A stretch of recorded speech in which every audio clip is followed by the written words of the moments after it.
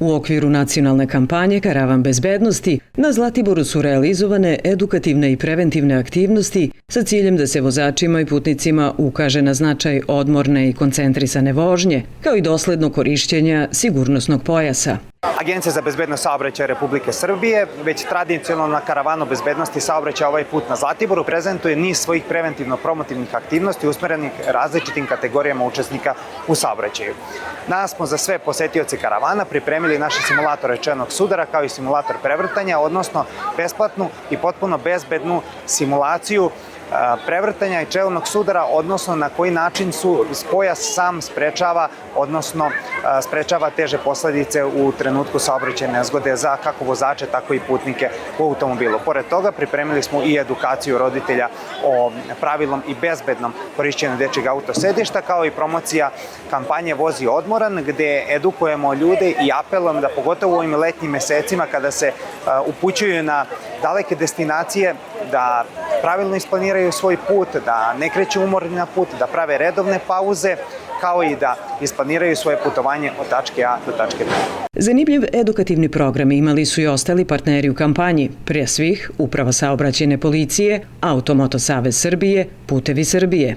Zlatibor je po mnogo čemu specifičan, a što se tiče karavana svakako jedan od najposećenijih karavana bezbednosti saobraćaja, što se može vidjeti i ovoga puta, i uvereni smo da će danas svi posetioci, u prvom redu su to deca, mladi pa i čitave porodice, imati šta korisno da vide ovde i da kroz igru i druženje i sa policijskim službenicima i sa našim partnerima steknu znanja koji će im sutra biti od neprocenjivog značaja za bezbedno učešće u saobraćaju. Kako je u toku špic turističke sezone, logično je bilo da kampanja Vozi odmoran poseti i granični prelaz Gostun, važnu tačku ka Crnogorskom primorju. Vozačima su deljeni flajeri, voda za osveženje, ali i korisni savjeti kako da izbegnu umor i bezbedno stignu na svoje odredište. A nakon Zlatibora Karavan bezbednosti je posetio Soko Banju, još jedan od poznatih turističkih centara. Lokalna samouprava je i ovog puta bila dobar domaćin.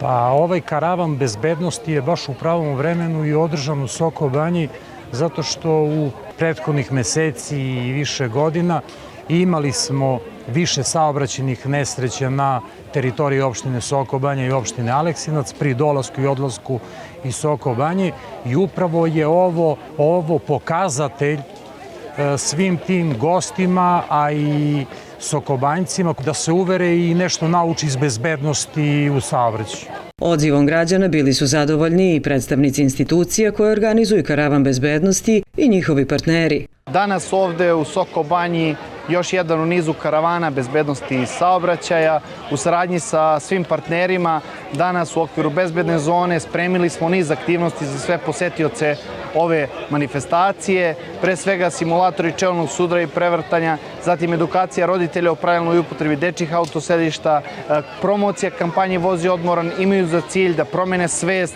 promene navike, promene ponašanje kod građana, veliko interesovanje građana do sada, imaju dosta pitanja, diskutuju sa nama i zaista reakcija je zaista odlična. Zahvalio bi se i opštini Soko Banja na organizaciji, zahvalio bi se svim partnerima, nastavljamo da radimo tokom letnjih meseci. Zadovoljstvo je danas biti u Soko Banji gde sa našim partnerima nastavljamo preventivni projekat od nacionalnog interesa pod nazivom Karavan bezbednosti saobraćaja. Evo, posle godinu dana pauze smo ponovo ovde i kao što smo već pričali, tokom letnje turističke sezone bit ćemo u svim najposećenijim turističkim centrima. Soko Banja svakako jeste jedan od njih, kao što možemo vidjeti za nas.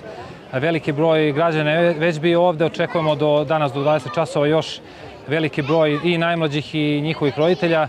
Uvereni smo da svi koji danas dođu ovde imaće šta da vide i šta da nauče, što je jako bitno, budući da ovaj projekat posvećen pre svega edukaciji najmlađih pa i njihovih roditelja. A evo kakvu poruku šalju iz Automoto saveza Srbije, koji već 105 godina brine o bezbednosti vozača.